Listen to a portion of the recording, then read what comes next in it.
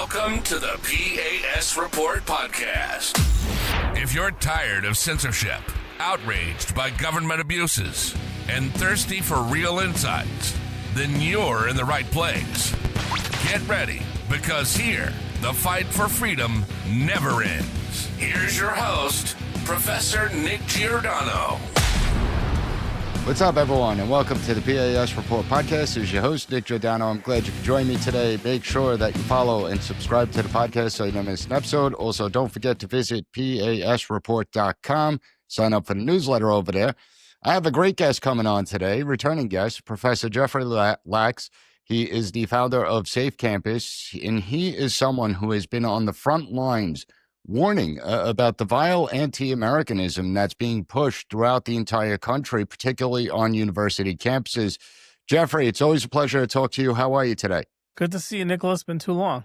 I know it has. And there's so much that transpires. I mean, before we even started, we were talking about how news cycles used to last at least a few days. Now they last for a few minutes till there's another major breaking story. Yeah. But I really wanted to talk to you because you're one of the very few people who has ever brought up the idea that the assimilation process is broken in the United States, that it ended a long time ago. We used to have the idea of the melting pot, where people come to this culture, they're going to shed some of their native cultures, they'll keep some of their customs and traditions, but they're also going to adopt the tenets of the American creed. They're going to adopt the American identity.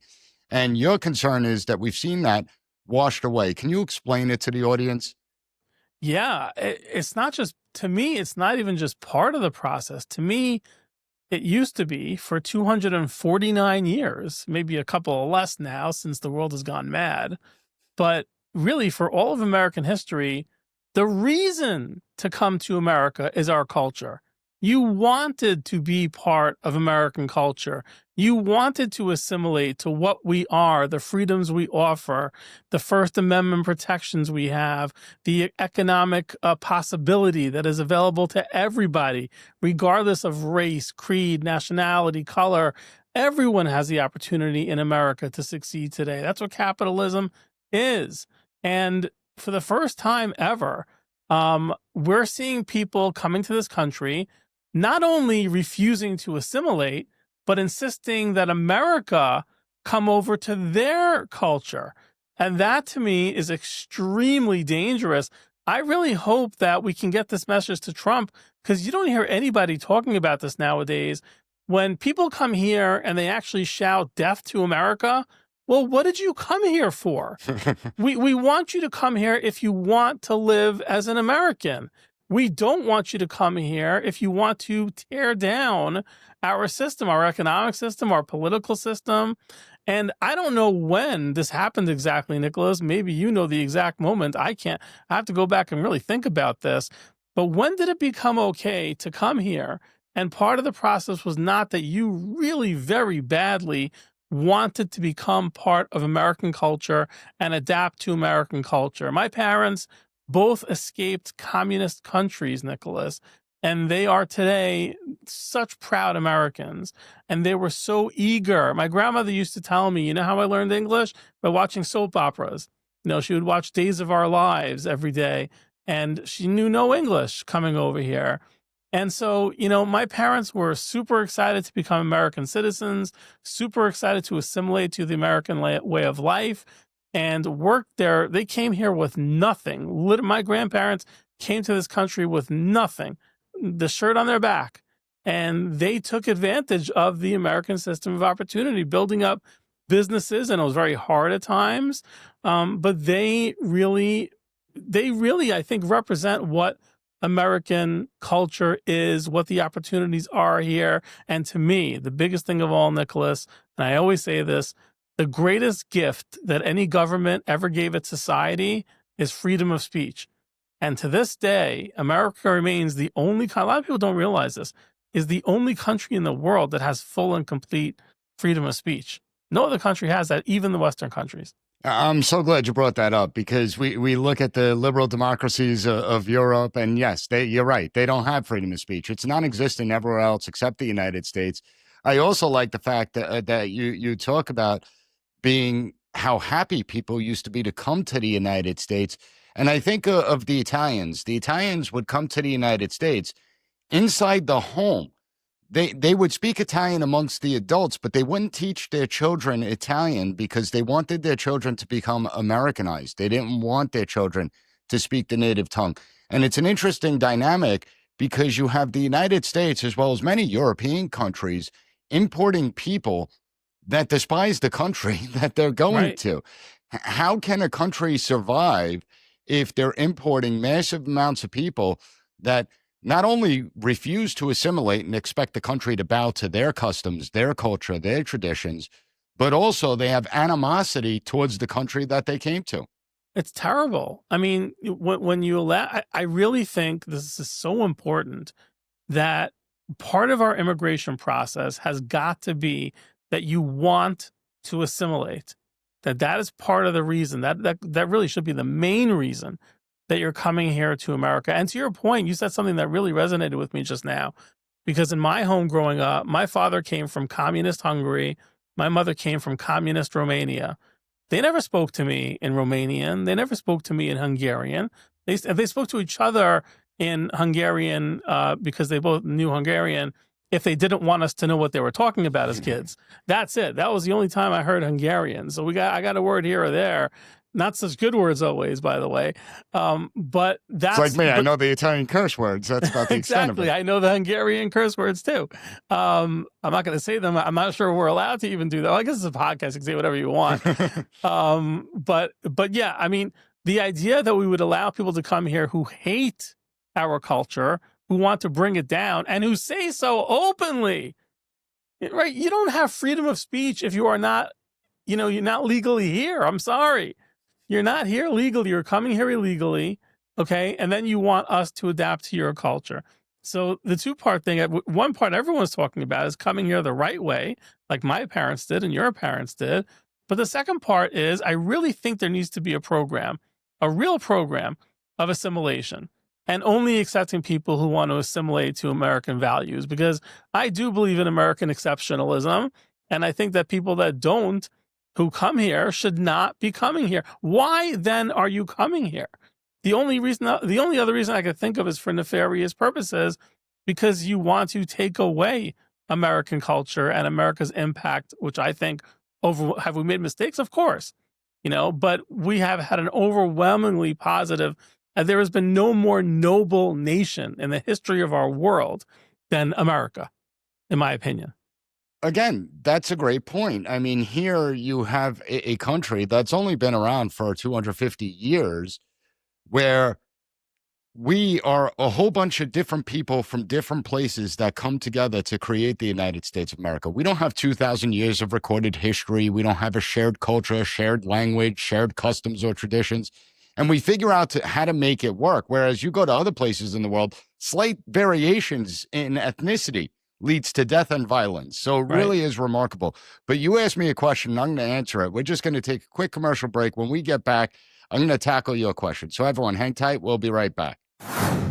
Are you ready to move easily and independently without pain and stiffness holding you back? Do you want to look in the mirror and see a hydrated glow instead of more fine lines and wrinkles? Well, discover Native Path Collagen, made with only type 1 and 3 collagen fibers. These are the two most important types that make up 90% of the collagen found in your cartilage, bones, skin, hair, nails, and gut. They provide maximum benefits. And Native Path Collagen is a single ingredient formula with no fillers, additives, or artificial sweeteners. Plus, it's third-party tested for heavy metals, ensuring purity and safety. Completely flavorless, Native Path Collagen can be added to anything: coffee, smoothies, oatmeal, you name it. It doesn't clump, it absorbs fast thanks to its peptide formula. And the best part, Native Path offers amazing bundle deals at a fraction of the price of other brands. With over 4 million jars sold, 1 million happy customers, 8,000 5-star reviews, and a 365-day no-risk guarantee, Native Path is a brand you could trust. They offer an 800 number for any questions you may have, and then you'll speak to a real person who's there to help. Visit getnativepath.com/PAS and start your transformation today. That's getnativepath.com/PAS.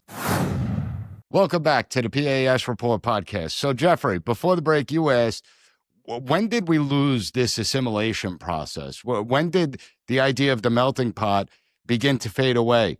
And I have to say, I think it started about 20 years ago, where we look at the university campuses And they began to implement this idea of speech codes. I mean, you could even go back to the late 90s where we started to see these speech codes on university campuses begin to emerge. And they started to label the melting pot as something that's racist, that's offensive, and you shouldn't call it the melting pot. You can't ask people where they come from, what their heritage is, because that's offensive. And I think it started on the university campus. Like every bad idea comes from the university campuses and then infects the rest of the society. What are your thoughts on that? Yeah, I mean, I won't take offense because I'm on a university campus, but I think I'm one of the good guys there. So I don't think you mean me. I think you mean the Marxists and the communists and the anti-Semites and the anti-Christians. And, one of the things that I think people have been missing, there's been all this talk about anti-Semitism, and I've been one of the biggest voices, obviously fighting anti-Semitism. But what I've been trying to, relay to people when I talk about this, especially more recently, is this is really not about anti-Semitism. I mean, it really isn't. Yes, these people are anti-Semitic. Yes, it needs to be fought. But I've always said, really, this is about anti-Western culture, anti-Americanism most of all, and the kind of the Trojan horse way in to the bringing down of America was through anti-Semitism, because that's always the easy way. Jews represent less than 0.02% of the world. Very easy to pick on Jews, and especially in New York and in the United States where you got 2% Jews. But it's really not about the Jews. It's about America. It's about our system, a democratic republic, and the capitalist system. And now they're saying that openly. So what's one thing that I always found very interesting, which I always tried to point out whenever I talk to, whenever I'm interviewed on a podcast or on TV, is everyone's always focused on these signs at these awful rallies on the campuses and what the signs say. And I'm not saying they shouldn't be, because when you say globalize the Intifada, which to me is a call for genocide of Jews, yeah, of course you should be paying attention to that. But if you look at the bottom of the sign, people don't ever do this, and I find it very interesting. There's always a link to a communist group, always, almost always, like 70% of the time. So it could be the PSL, Progressive Socialist Liberation Movement. It could be one of Soros's groups. There are so many different communist, Marxist groups, socialist groups, and very often you will see a link to it on the bottom of these signs. So I always tell people, look what this is really about. Marxists and Islamists, radicals, are actually, and you see it now when Mamdani in New York City was Zoran Mamdani. He is the ultimate combination of someone who is an Islamist, who has defended globalize the Intifada, but is also an admitted socialist. He doesn't consider himself whatever democratic socialist means. I mean, I think the Democratic Party is dead. I think it is becoming very quickly the Socialist Party. I don't think you're going to have a Democratic Party in 5 years. I really don't believe that. I think it's going to be socialists and Republicans.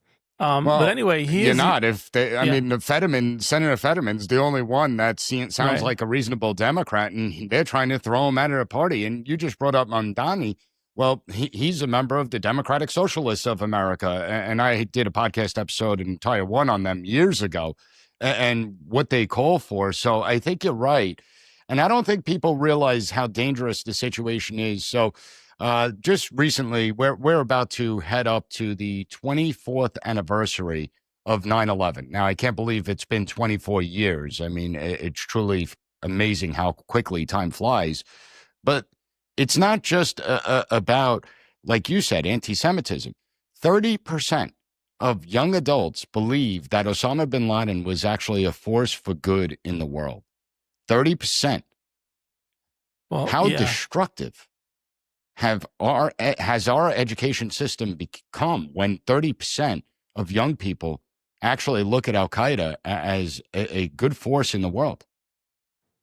It tells you everything that we've been talking about. All it does is validate our concerns that you're allowing scores of people, and stop now under Trump when you have zero illegal crossings into the border months on end, which is unbelievable.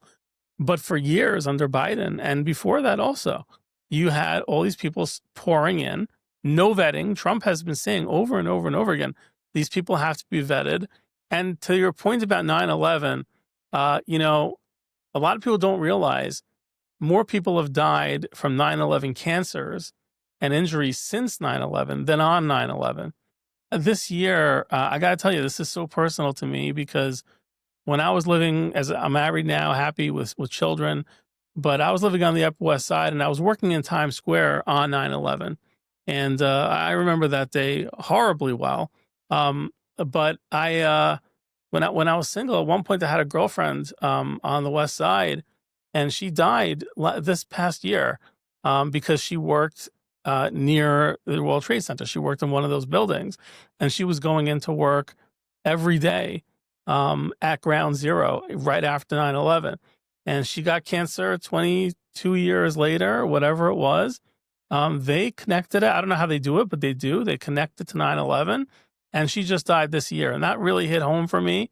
This is not someone I've spoken to in many years, but it was someone I was very close to and had a very good relationship with and missed very much. And she died this year because of 9/11. And for people not to realize where that comes from, where that evil comes from, is so painful as an American. I mean, I take great offense to that as an American. Was Zohran Mamdani even, well, has he been at, I don't even know. Has Zohran Mamdani been to 9/11 ceremonies? No, but he will be this year for the photo ops. That would be interesting, right? You think he will be? He said he will be? I think he will be just for the photo op of it. Do I think that he really, it touches him? No, I don't. I think that he views the United States as an evil country. And I go back to 9/11. Yeah. I mean, anyone who was alive at the time knows exactly where they were. You know, a friend from high school lost his father who worked at Cantor Fitzgerald. And I think it's really important that you brought up how I think it's upwards of over 8,000 people have died from 9/11 related illnesses since 9/11. And that number is growing by the hundreds each and every year. Yeah. It's getting worse and worse. And so I see the impact. And then when I see polls that 30% of young people think that Osama bin Laden was a force for good, and you see these TikTokers out there that are putting out information that he was really the good guys, but the United States was really the bad guys. And again, we're not perfect, but the reality is the United States has provided liberty to more people than all the nations of the world combined throughout the history of the world. 100%. And I think that's something that we should celebrate. It goes back to the American exceptionalism point. Now, we're going to take a quick commercial break, but when we get back, I want to talk to you because apparently you have this alternate power that nobody knows about. You've been getting a lot of pushback, we'll say, that some people seem to believe that you're the one in charge of like student deportations in the United States of America. You're getting blamed for students that are here on visas, show no respect towards the United States, promote hate, but even more promote actual groups like Hamas, terrorist organizations that are getting deported. People want to blame you for those people that are having visas revoked and getting deported. What do you want to say to them? Well, there was a disgusting, they call themselves a news outlet. They are nothing even remotely related to news, but it had a big following. It was scary to me when I found out about how many people subscribe to the Substack station. It's called Drop Site News. I don't know if you've ever heard of them. Before I told you about them, I had never heard of them. Me neither. But apparently they have like 300,000 subscribers or somehow regular people who listen to them. And based on the response, they did a hit piece on me, which was absolutely ludicrous. And the only reason it happened to me is because I've been having success in fighting some of the campus anti-Semitism and really calling to account people who are responsible for, pushing this anti-Semitism on campuses, harassing Jews, harassing me. I was physically harassed on my campus, physically attacked on my campus, and for waving an American flag when they were holding up a Palestinian flag. So for American, not an Israeli flag, an American flag I was holding up. And so the site Drop Site News did a hit piece on me, which was the entire piece is all lies. Everything they said about me is not only not true, but verifiably not true, verifiably documented and verifiably not true. And, they were focused on professors who have spoken in support of deporting innocent students who are protesting on campus. I have never said one word ever in support of deporting students. That would be horrible for me to do because I'm not just a professor on a campus, I'm a department chair. So I care very deeply about my students.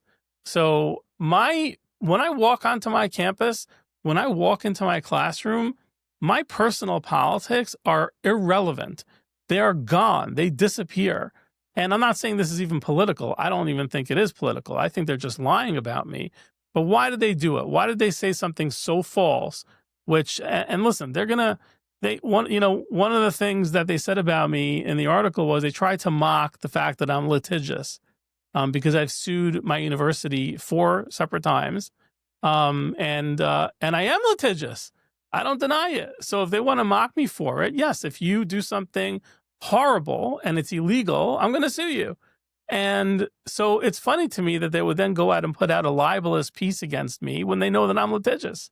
That's kind of the stupidest thing to do, in my opinion, because guess what? Yes, I'm going to come out and I'm going to sue you because they pulled this crap on me. But it's scary because they do have a lot of power. There were tons of threats against me. Someone from my own university read the article and posted that when they run into me at CUNY, they're going to punch me in the head.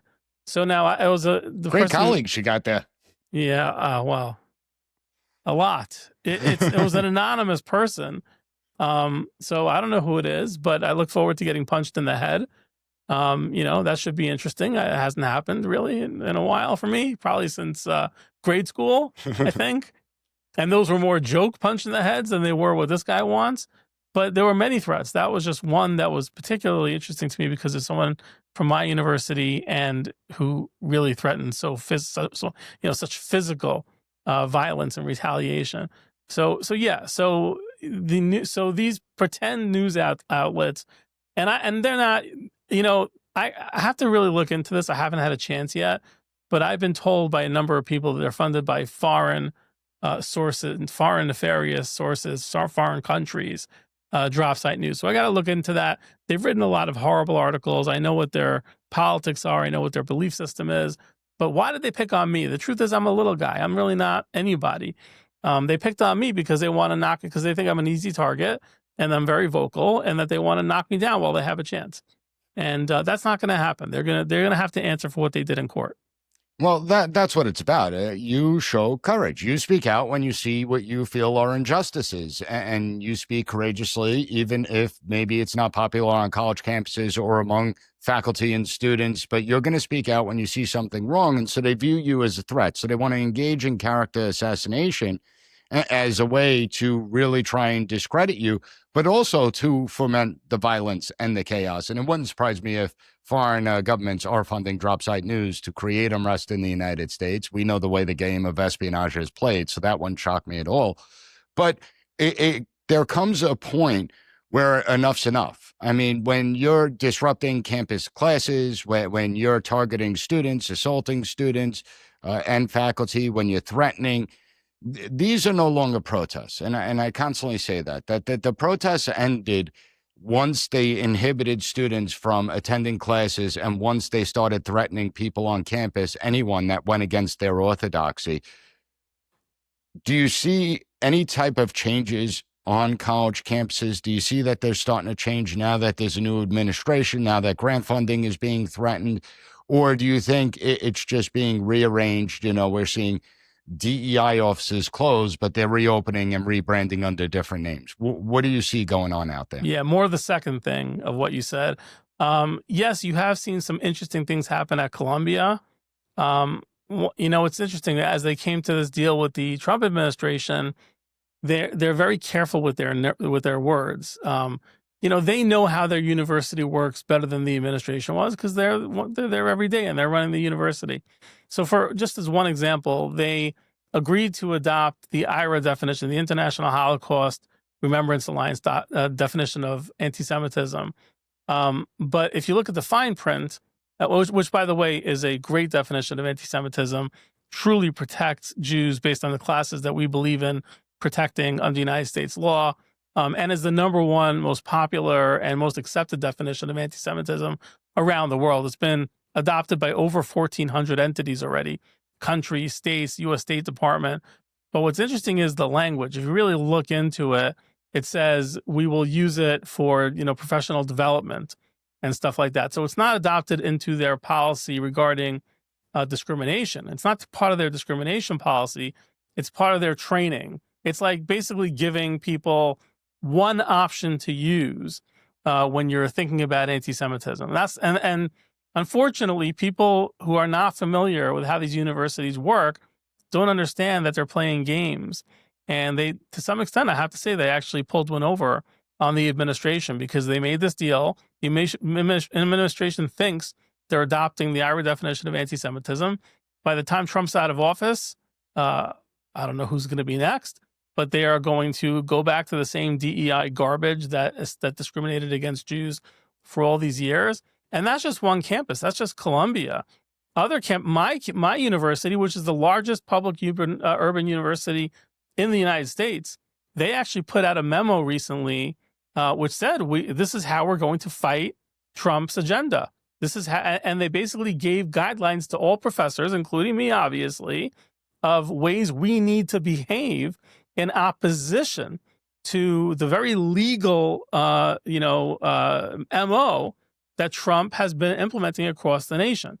So they're ready. If Trump comes after my university, they're ready to fight back. And we are under orders to fight back. And to me, some of the things they said to us are illegal. So what kind of a position, even in New York, which is viewed as this very strong blue state, even in dark blue New York, there is still 40% Republicans. I mean, or at least close to that. You want to say 35%, whatever. That's still a hell of a lot of Republicans. So you have to apply that to universities too, that, in the deep crevices of universities, people who are scared to come out as conservative or Republican, they're there. They're still there. And I've spoken to a lot of these people. So you're putting people who want to follow the law. There are a lot of people who don't care about the law. And you know which side of the aisle they're on. And so they're very happy with this memo. They're very happy. Some of them happy going to jail to violate the law. But what if you're a law-abiding citizen and you don't want to follow a memo that you believe is actually illegal? What do you do then? You're in a really tough position. So that's where I stand, and a lot of people like me stand. Well, I want to touch on that groupthink mentality on the university campuses, and that happens throughout our society. We're going to take a quick break. Everyone hang tight. We'll be right back.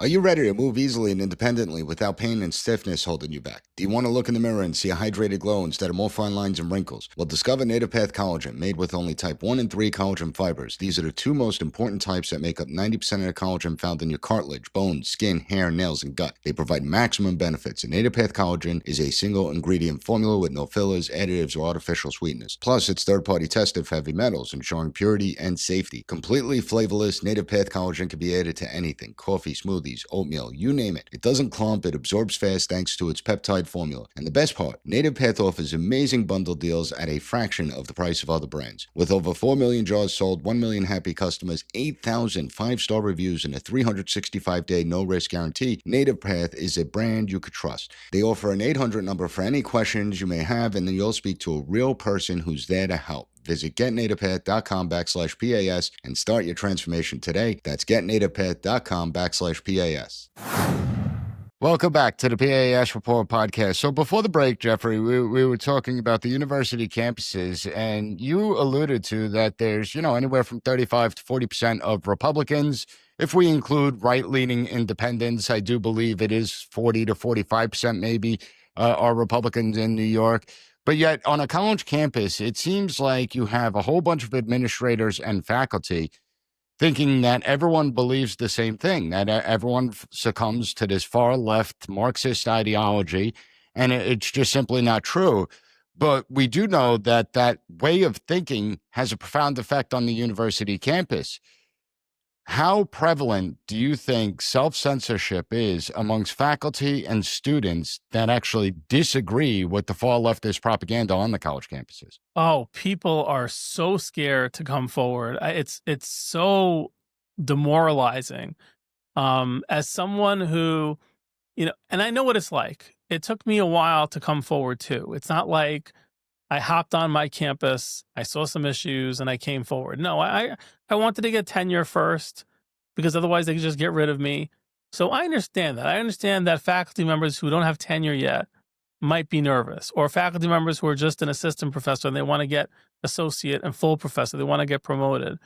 So it is actually a lot easier for me in that aspect. It's not easier for me because I went out, Nicholas, and I bought more life insurance after I came forward. And that's kind of a scary thing to have to share with you. Well, let's be honest. I'm sure you, like myself, would much rather teach our classes. That's right. And hang out with our families. That's right. We don't want to have to sit there and say, on the college campuses, how self-censorship is rampant. We'd rather just teach our classes and go home. That's But exactly instead, right. you feel the need to speak out. I speak out, obviously. But yeah, people need to understand that you do it at a risk. Absolutely.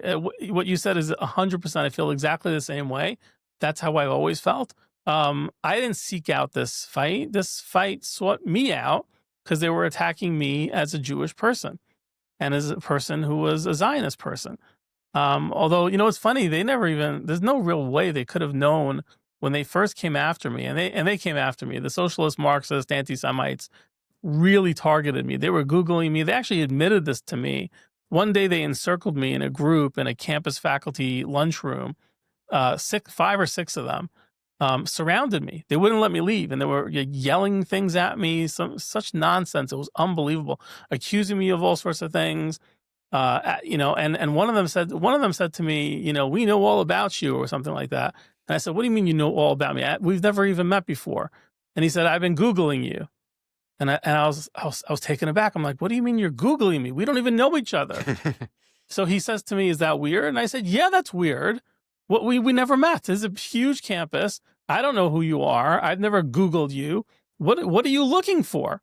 And it's obvious what they're looking for is people who they suspect. I think they had heard that I keep kosher. And how sick is this?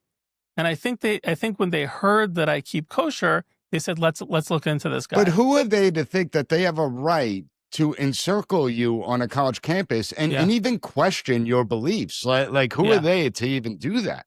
It's sick. It's sick. It really is sick.